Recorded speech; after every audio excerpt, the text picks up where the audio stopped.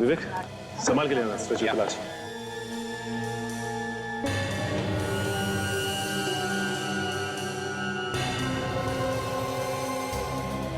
संभाल के आराम से संभाल के।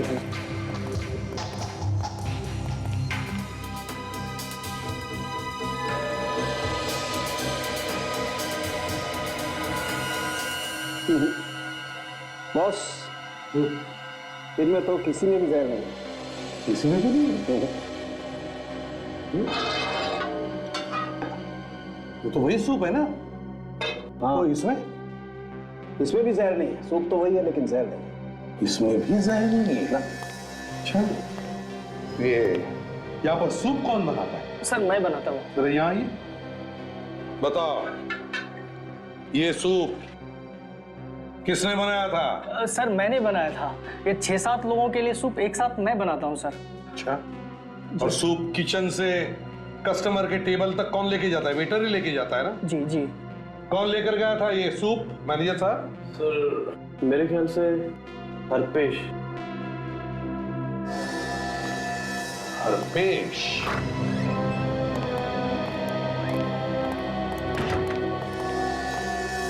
आप में से हरपेश कौन है? मैं हूँ हरपेश। तुमने वो सूप लाया था? जी सर। और उसमें जहर भी मिलाया? नहीं सर। चुप, सच सच बताओ, सच बताओ, वरना। सर मैं सच कह रहा हूँ, मुझे जहर के बारे में कुछ भी नहीं मालूम।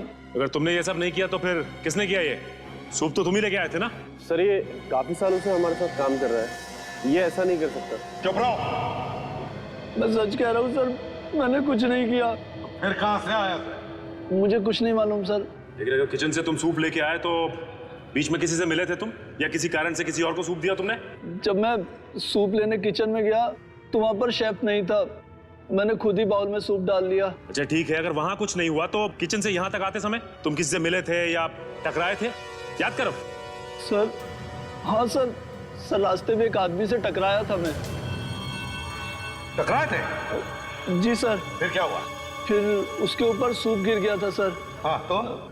सर मैं पास के टेबल पर सूप रख के नैपकिन लेने के लिए अंदर भागा, पर जब तक वापस आया तब तक वो आदमी जा चुका था। जानते हो उस आदमी को?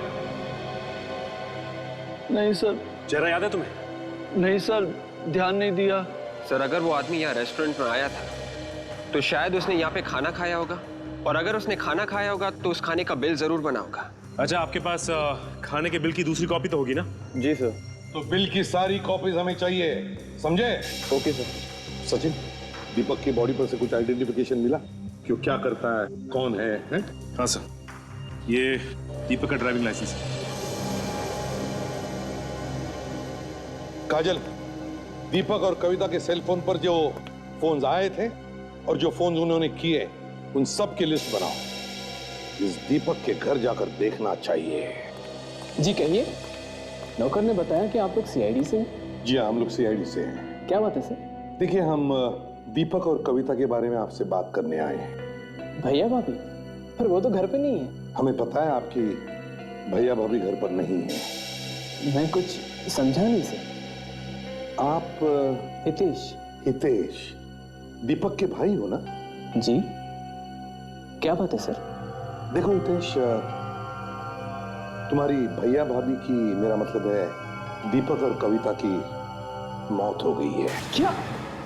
भैया और भाभी? ये नहीं हो सकता सर। देखिए, संभालिए अपने आप को, संभालिए। ये सब कैसे हो गया सर? किसी ने उन दोनों को रेस्टोरेंट में जहर दे दिया। रेस्टोरेंट में? लेकिन उनको जहर कौन देगा सर? क्या एक बात बता सकते हो, तुम्हारे भैया भाभी की किसी के साथ कोई दुश्मनी थी? नहीं सर, भैया तो अपने काम काज में लगे रहते थे, और भाभी इतनी प्यारी थी भाभी, कोई उनका दुश्मन क्यों होगा? अच्छा, क्या उन दोनों को कोई परेशानी थी? ऐसी कोई परेशानी नहीं थी, लेकिन क्या? लेकिन सर कुछ दिन पहले ऑफिस के बाहर पार्किंग लॉट पे भैया फिसल कर गिर गए थे और उनके सर पे चोट आई थी। रितेश, जब हमें तुम्हारे भैया की लाश मिली तो उसके सिर पर कोई भी चोट नहीं थी। जरा सी चोट थी सर, अब तक तो भर गई होती। हाँ, I'm sorry. देखो, अपना ख्याल रखना, और अगर तुम्हें किसी भी चीज की जरूरत पड़े, मदद लगे, तो हमें फोन कर देना। जी सर।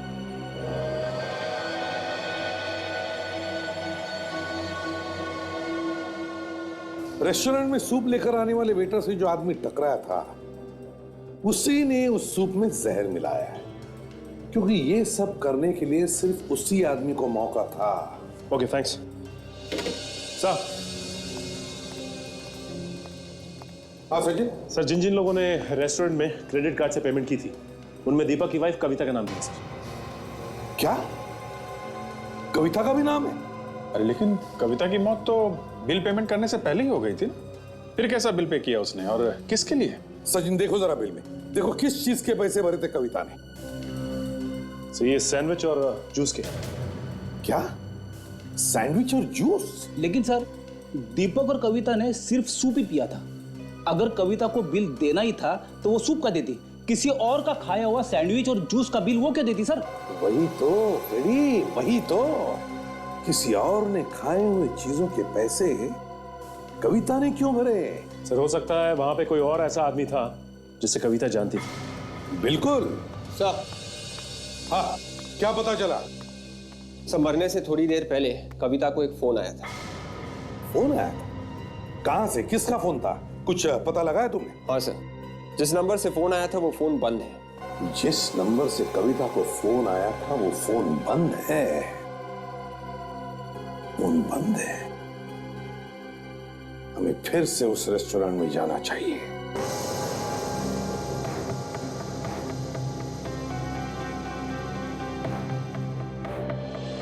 एक बात बताओ, जब दीपक और कविता इस टेबल पर बैठी थी, तो क्या बीच में उन दोनों में से कोई टेबल छोड़कर कहीं गया था?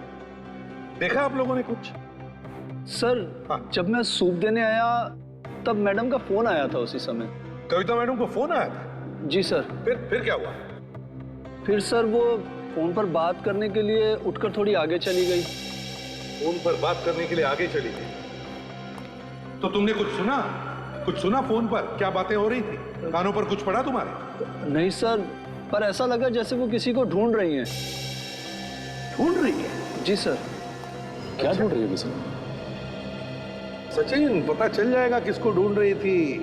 लेकिन एक बात है, कविता जब फोन पर बात करते करते आगे निकल गई, तभी उसी दौरान कविता ने उस आदमी का भी बिल भर दिया, उस आदमी का जिसके साथ ये वेटर टकराया था। अब जल्दी से जल्दी पता लगाओ कविता को आखिरी फोन किसका आया था, किसका फोन है?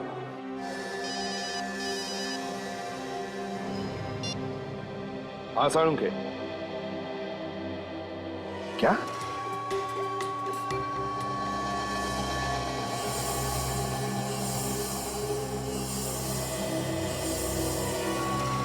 सारू के क्या नया चक्कर है?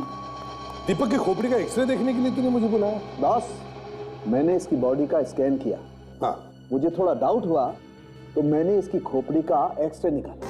देखो क्या मिला। माय गॉड सारू, यार अब तक तो हम ये समझ रहे थे कि दीपक की मौत जहर से मरा है। हाँ, लेकिन ये देखो बॉस, खोपड़ी में तो गोली अटकी हुई है। हाँ मगर सारू के रेस्टोरेंट में तो कोई गोली चला ही नहीं सकता इस पर।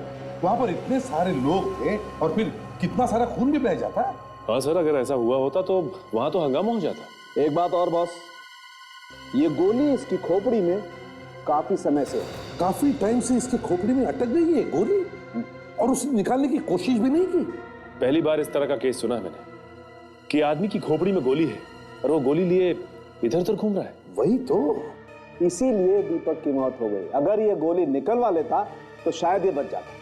देखो बॉस, गोली इसकी खोपड़ी में काफी समय से थी, और जैसे जैसे सर के जख्म भरते गए, गोली सर के अंदर और गहरे जाती गई। उस दिन जब ये उस रेस्टोरेंट में बैठा हुआ सूप पी रहा था, इसकी खोपड़ी में फंसी हुई गोली एक नस पे जाकर के टकराई। नस फट गई और अचानक इसकी मौत हो गई। संकेत, तुम्हारे कहने का मतलब है कि दीपक की मौत गोली लगने से हुई?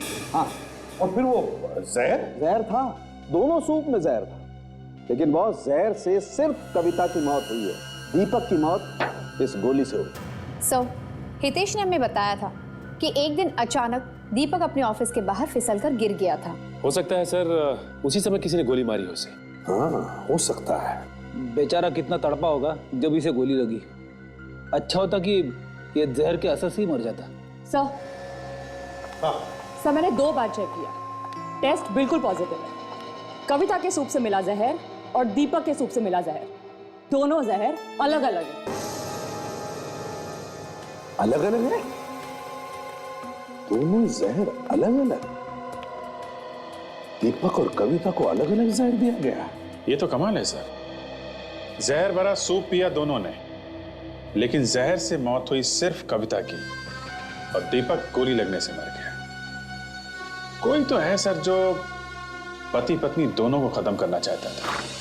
सर पता चल गया है, कविता को वो फोन अंधेरी ईस्ट की एक जगह से किया गया था। मेरी ईस्ट की जगह से आया या काम करो विवेक, तुम और दया उस पते पर जाओ और देखो, तब तक हम इस गोली के बारे में पता लगाते हैं।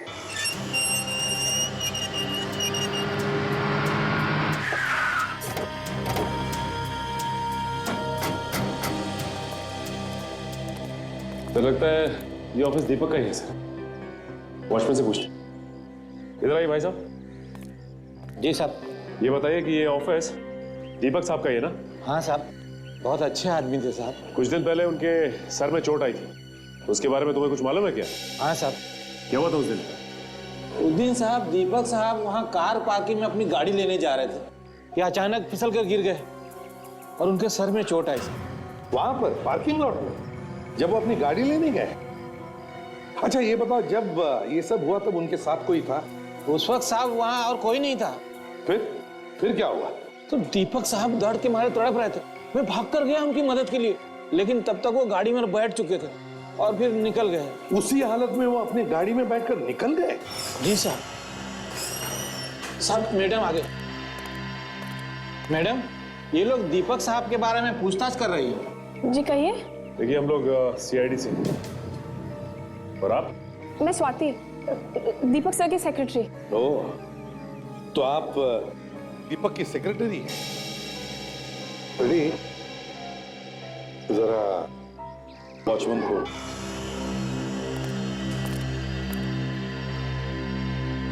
देखिए स्वाति, शायद आपको पता नहीं होगा, मगर दीपक और कविता दोनों का खून हुआ है। क्या? खून? जी हाँ, खून हुआ है।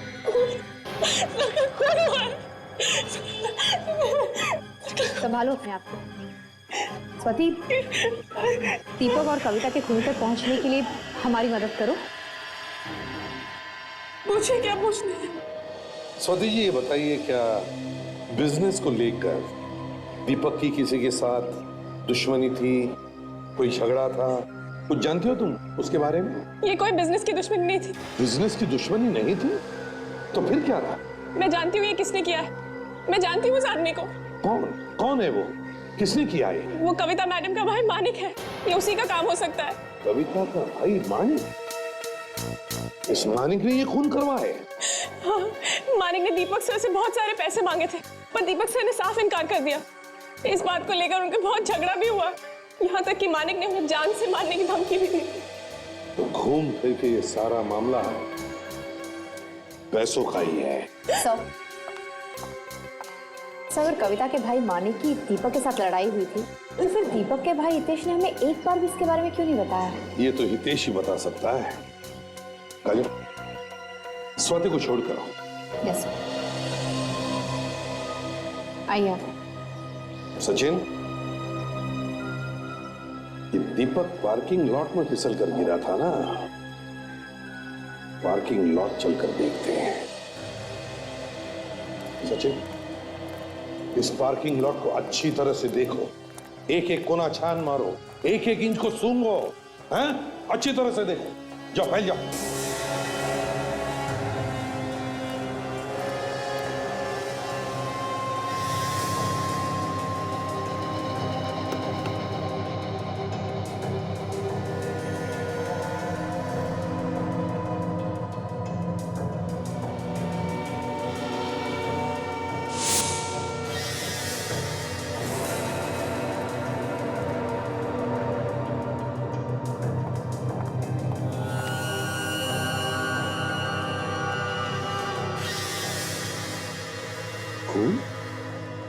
सूखा हुआ। Sachin, yes sir. जल्दी आओ।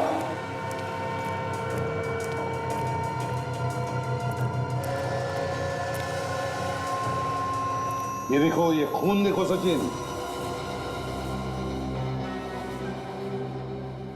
ये तो सूखा हुआ है। सूखा हुआ खून।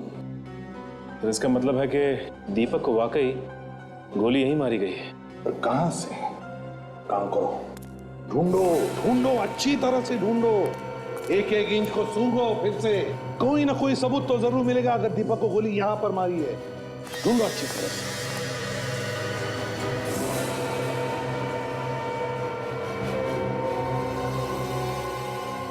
सर हाँ फ्रेडी, यहाँ ही है सर। क्या? ये देखिए सर, ये निशान देखिए। क्या क्या हो सकता है? एक मिनट, अगर ये खून दीपक का है तो फिर वो निशान, ये निशान भी दीपक के लिए ही बनवाया गया, दीपक के लिए ही। तो मतलब सर? काजल, इसका मतलब एक ही हो सकता है कि खूनी जानता था कि दीपक यहीं पर खड़ा होगा, यहीं पर। पर कहां से चलाई होगी गोली उसने? अगर दीपक वहां पर खड़ा था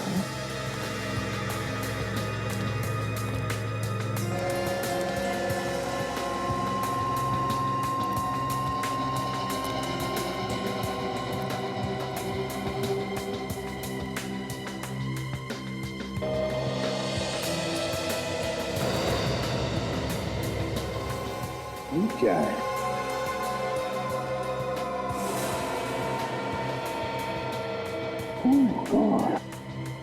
बिल्कुल वैसा ही निशान जैसे वहां पर है। इसका क्या मतलब हो सकता है? ओह, सचिन, ये देखो, ये वैसा ही निशान जैसा उस पिलर पे है। ये निशान खूनी का है। रेडी? हाँ सर। जरा पीछे होके खड़े हो जाओ। ये सर।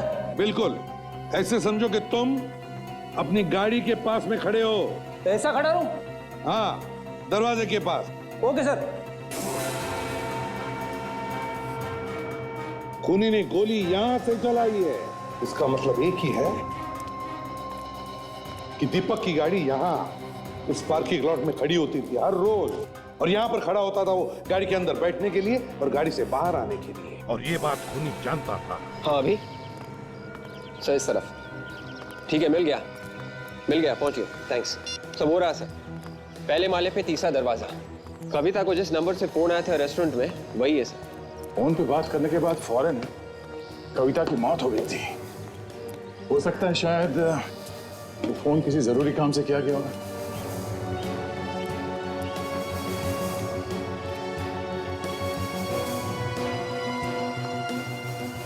तो यही वो घर है।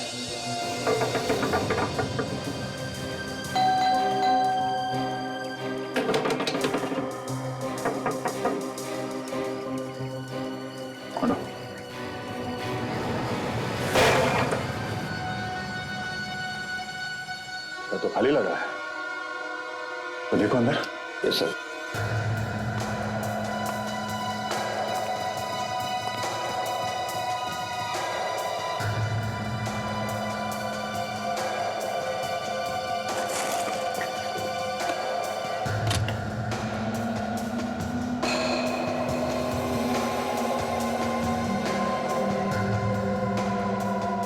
सर आ गए? क्या हुआ? ये देखिए सर, दीपक की फोटो छुपा के रखी। दीपक की फोटो यहाँ पे? पीछे दीपक का एड्रेस भी लिखा हुआ है। सर खून दीपक और कविता दोनों का हुआ है, लेकिन सिर्फ दीपक की फोटो यहाँ पे छुपा के क्यों रखी है? कुछ समझ में नहीं आ रहा। कविता ने मरने से पहले जिस आदमी से फोन पे बात की थी, उस आदमी के घर पे इस दीपक का फोटो छुपा के रखा हुआ है। जरा ढूंढो, कुछ और मिलता है।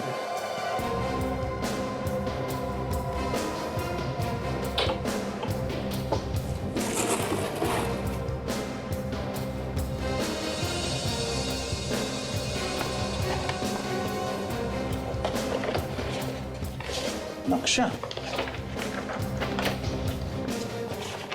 ओहो, ये देखो, ये बोर्ड पे खाना डिलाइट लिखा हुआ है। खाना डिलाइट तो उसी रेस्टोरेंट का नाम है जहां पे दीपक और कविता खाना खा रहे थे। मतलब साफ है, मरने से पहले कविता ने इस आदमी को वहां उस रेस्टोरेंट में आने के लिए कहा होगा। हाँ सर, मगर क्यों?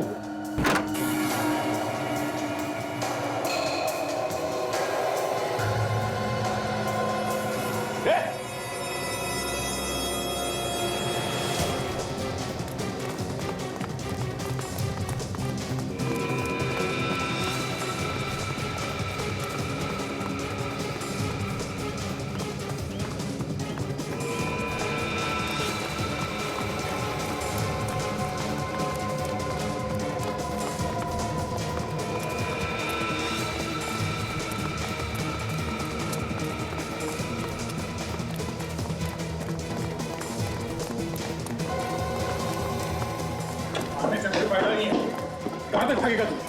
हाँ?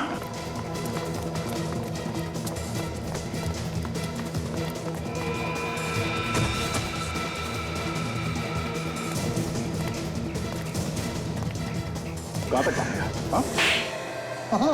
साहब, हाँ साहब, कविता जी ने मुझे दिए थे 1 लाख रुपए दीपक को मारने के लिए। अच्छा, तो तुमने दीपक को उसके ऑफिस के बाहर गोली मारी है? हाँ साहब। मगर दीपक मरा नहीं। गोली से नहीं मरा तो तुमने उसके सूप में जहर डाल दिया है? और कविता, उसने तो तुम्हें पैसे दिए थे ना, उसे क्यों मारा तुमने? क्या कविता जी मर गई? हाँ, कविता जी मर गई।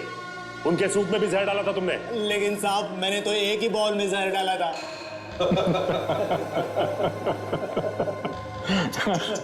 बड़ा बोला है बेचारा सर। सामने 2-2 बॉल पड़े थे, मगर इसने एक ही बॉल में जहर मिलाया। हाँ? तुम्हें कैसे मालूम था कि दीपक उसी बॉल में सूप पीने वाला था? हाँ? कविता भी तो थी वहां पे। साहब, मैंने उसी वक्त कविता जी को फोन किया था ये बताने के लिए कि मैंने किस वाले बॉल में जहर डाला है। रेडी, ले जाओ सर। नहीं साहब, मैंने कविता जी को नहीं मारा है साहब। साहब मेरी बात सुनो साहब, मेरा विश्वास करो साहब। ये तो कह रहा था कि इसने एक ही बॉल में जहर मिलाया, तो फिर कविता को जहर किसने दिया? वही तो, कविता को जहर किसने दिया? दोनों बॉल में जहर था, मगर अलग अलग जहर। और कविता दीपक को मारना चाहती थी, तो फिर कविता को कौन मारना चाहता था? आपने मुझे बुलाया सर? आओ। क्या बात है सर? क्या बात है? तुमने हमें कविता के भाई मानिक के बारे में क्यों नहीं बताया? क्यों छुपाया हमसे? मानिक? ओ मानिक सर, मेरे वो ध्यान में नहीं रहा। कुछ हो गया है क्या सर? जब हम दीपक के ऑफिस में पूछताछ करने गए थे, तब स्वाति ने हमें बताया कि मानिक और दीपक दोनों के बीच में पैसे को लेकर झगड़ा हुआ था। स्वाति ने आपसे बताया सर? हाँ, स्वाति ने बताया। किस लिए पैसे चाहिए थे मानिक को? सर भिखारी था सर वो, कमाई वमाई तो कुछ थी नहीं उसकी। लेकिन जब से कविता भाभी हमारे घर पर आए थे, उसे लगा उसकी लॉटरी निकल गई। लेकिन जब कविता भाभी ने पैसे देने से मना कर दिया तो वो दीपक भैया से पैसे मांगने लगा। और जब दीपक भैया ने भी मना कर दिया तो वो भिखारी उन्हें जान से मारने की धमकी दे रहा था।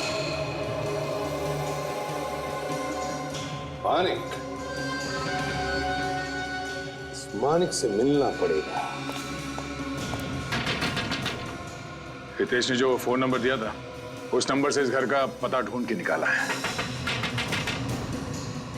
सर, मानिक दरवाजा नहीं खोल रहा है। शायद वो घर के अंदर नहीं होगा। पर यह भी तो हो सकता है कि हमारे डर से अंदर चुप के बैठा हो। देखते हैं।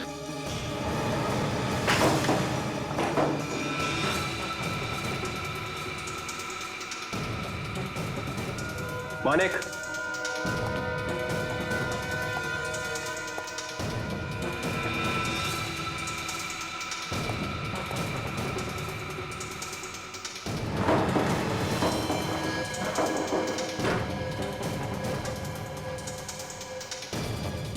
मानिक,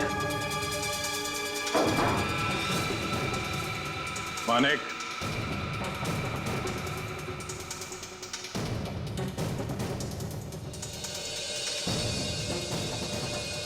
मानिक बाहर निकलो।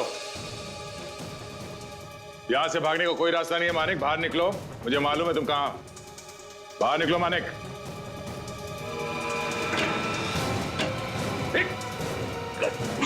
विवेक सर,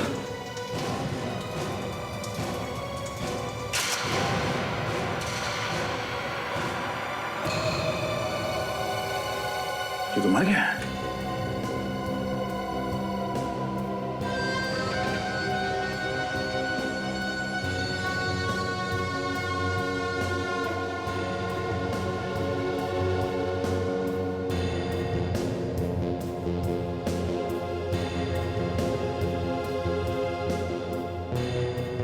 सर शरीर पे कोई घाव भी नहीं है। तो फिर मरा कैसे है? कुछ तो हुआ जिसकी वजह से इसकी मौत हो गई है। विवेक, घर को अच्छी तरह से चेक करो। Yes sir.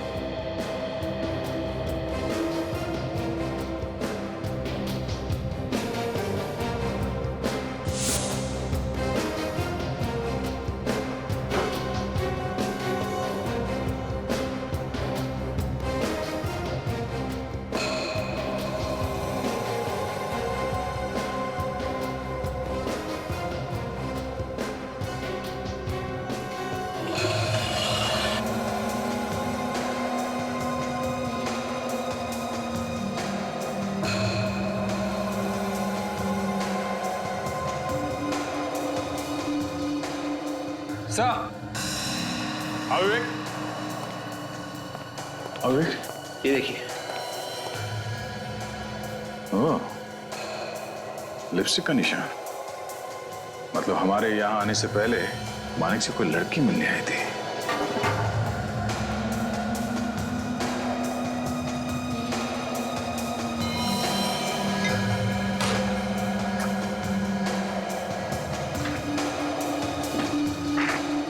बिल के पेपर्स?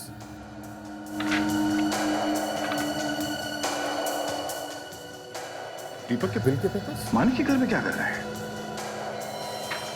अब ये क्या नया चक्कर है? विवेक, लाश के साथ साथ इन ग्लासेस को भी फॉरेंसिक लैब में भिजवा दो।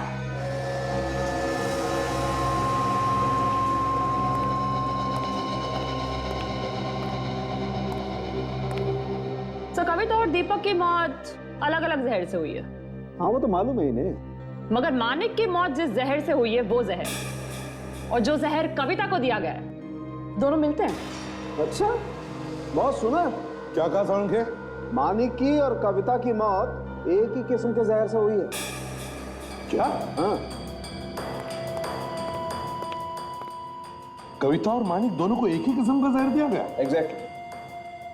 तो कहीं दोनों का खून एक ही आदमी ने तो नहीं किया? और सर, दोनों को दिया गया जहर एक बहुत ही खास किस्म का जहर है। खास किस्म का जहर? मतलब क्या ये जहर आसानी से नहीं मिलता क्या? हाँ सर, ये जहर बहुत ही खास किस्म के सांप के जहर जैसा है जो काफी कम जगहों पर पाया जाता है। सांप का जहर? जी। और सर वो फोटो के निशान का क्या हुआ? उससे कुछ मिला? हाँ काजल, वो चेक कर रहे हैं। ये होठों की निशान किसके डॉक्टर साहब, पता चला? यार फ्रेडी, बता ना, चेक कर रहे हैं अभी भाई।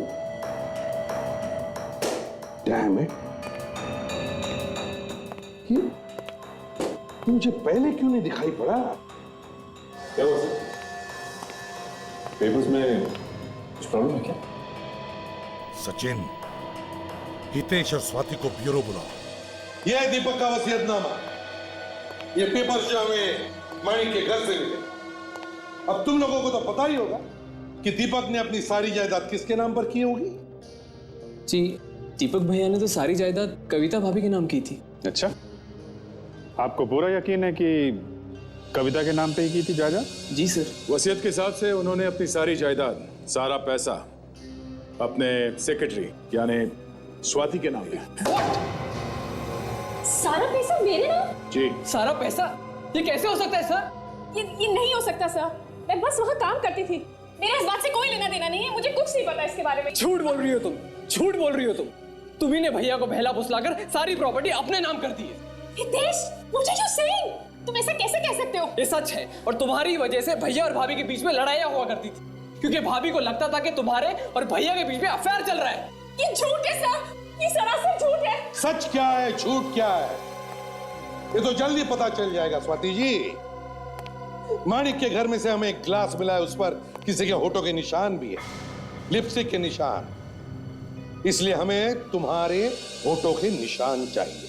चलो चलो लगाओ अपने होठ इस ग्लास के ऊपर। होठ? हाँ होठ। कम ऑन, चलो।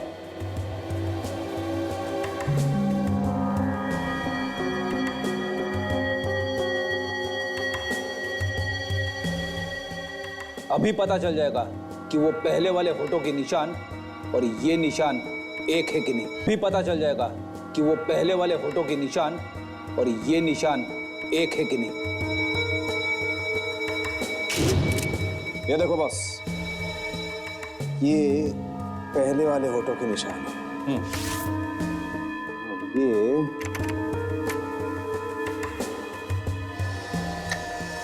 ये बस इस ग्लास पर तो स्वाति के होठों के निशान नहीं। मैंने आपसे पहले ही कहा था कि मैंने कुछ नहीं किया है। अब यकीन हो गया आपको? मतलब स्वाति ने माणिक का खून नहीं किया? नहीं, लगता तो यही है। सर इसका मतलब यह है कि इस प्लान में कोई और औरत शामिल है। सॉरी स्वाति जी, हमने आपको तकलीफ दी। अगर जरूरत पड़े तो हम आपको फिर से बुला लेंगे, ठीक है? थैंक यू वेरी मच, आप जा सकती हैं। Thank you. अगर स्वाति ने खून नहीं किया तो फिर किसने किया होगा? ये जो कोई भी है तो एक औरत ही। काजल, आदमी थोड़ी ना लिपस्टिक लगाएगा। सर ये केस जहां से शुरू हुआ था घूम फिर के वहीं पे आ गया ना। नहीं सचिन, ऐसी बात नहीं। ग्लास पर जो होठों के निशान हैं उन्हें अभी मैंने छोड़ा नहीं है। काम अभी चालू है बॉस, थोड़ी देर में ट्रस्ट है मैं। हाँ, डीएनए रिपोर्ट। हाँ जी। What? Oh really? Okay, okay. Anyways, thank you very much. Yeah, bye. Boss, DNA report. Manik के घर से ये जो ग्लास आपको मिला है, इस पर जो ये होठों के निशान हैं, ये हमारे डीएनए रिकॉर्ड में नहीं है।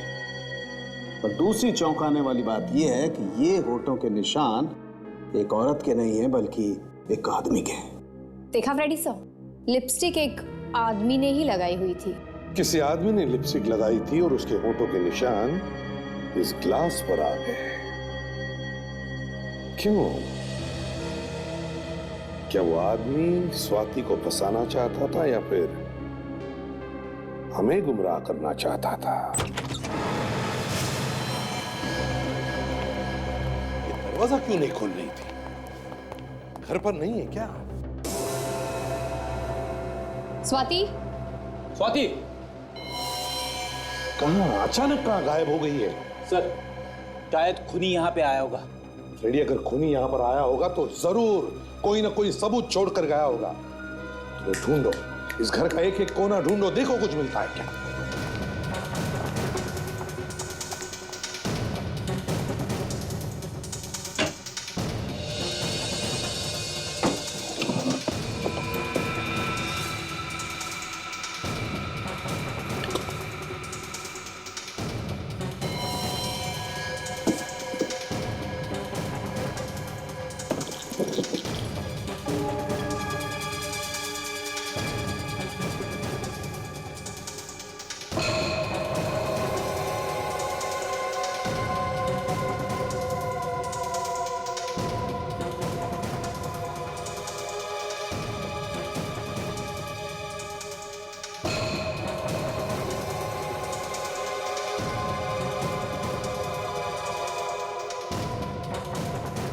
पॉइजन?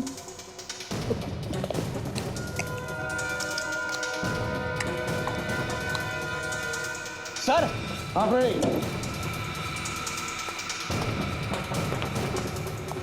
क्या हुआ फ्रेडी? सर, जहर की बोतल मिली है, बेड के पास पड़ी हुई थी। जहर की बोतल बेड के पास? ये जहर की बोतल स्वाति के घर में कैसे? स्वाति के घर में कैसे? तो ये वो जहर तो नहीं जिससे कविता और दीपक का खून हो गया। मतलब स्वाति कविता और दीपक के खून में मिली हुई है? बिल्कुल काजल, ये जरूर मिली हुई है और उसे पता था कि हम उस पर शक कर रहे हैं, इसीलिए वो यहां से भाग गई है। लेकिन कहां गई होगी? उस ग्लास पर जो लिपस्टिक के निशान मिले वो किसी आदमी के थे ना। ये जरूर स्वाति उस लिपस्टिक वाले आदमी के पास ही गई होगी। लिपस्टिक वाले आदमी के पास। Let's go. Congratulations, हमारा प्लान कामयाब हो गया। सीआईडी को मुझ पर जरा सा भी शक नहीं हुआ और तुम भी उनके हाथों से साफ बच निकले। हमने तो सीआईडी को ही उल्लू बना दिया। सीआईडी का नाम सुनकर बड़े बड़े गुनहगारों के हाथ पैर कांपना शुरू हो जाते हैं। और तुम हमें उल्लू बनाने चली थी? सीआईडी? तुम्हारा बाप सीआईडी। आप लोग यहाँ क्या कर रहे हैं? आप जानते हैं कि मैंने कुछ नहीं किया है। तुमने कुछ नहीं किया? कुछ नहीं किया तुमने? बहुत जाती है। हाँ चल यहाँ। कुछ नहीं किया तुमने? हितेश के साथ मिलकर ये खून नहीं किया तुमने? बड़ा अच्छा प्लान बनाया था तुम दोनों ने। कौन सा प्लान की बात कर रहे हैं आप? कौन से प्लान की बात कर रहे हैं आप? अच्छा, तुम दीपक के सौतेले भाई हो ना? हाँ या ना? हाँ सर। दीपक की प्रॉपर्टी पर तुम्हारी नजर गड़ी थी और एक दिन जैसे ही तुम्हें पता चला कि कविता अपने पति दीपक का खून करके सारी प्रॉपर्टी अपने नाम पर करने वाली है, तो तुमने इस बात का फायदा उठाना सोचा और अपनी दोस्त, अपनी गर्लफ्रेंड स्वाति के जरिए दीपक के कान भरना शुरू कर दिया। स्वाति की बातों में आकर दीपक एक दिन तैयार हो गया अपनी पत्नी कविता का खून करने के लिए। तो तुमने सोचा कि अगर कविता मर गई तो फिर दीपक को तुम खलास कर दोगे और उसकी सारी प्रॉपर्टी अपने नाम पर करवा लोगे, है ना? हाँ सर। हाँ, और तुम्हारी बातों में आकर दीपक ने रेस्टोरेंट में कविता के सूप में जहर मिला दिया। कविता को तो सजा मिलनी ही थी, सारा पैसा लूटना चाहती थी वो। अच्छा वो मर गई। अच्छा, एक परिवार में खुशी के रहने से बजाय तुम्हारे स्वार्थ और पैसों की लालच की वजह से उस परिवार के 3 लोग मर गए। तुम्हें तो फांसी ही होनी चाहिए।